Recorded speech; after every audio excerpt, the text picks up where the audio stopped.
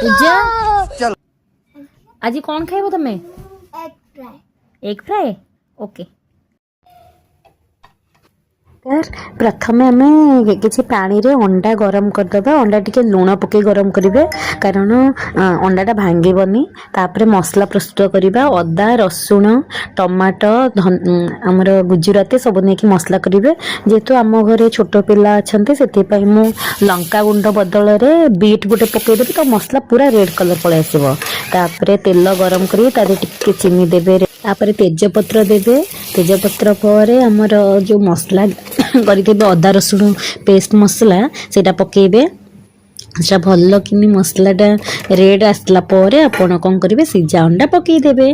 just टिके slide पानी देवे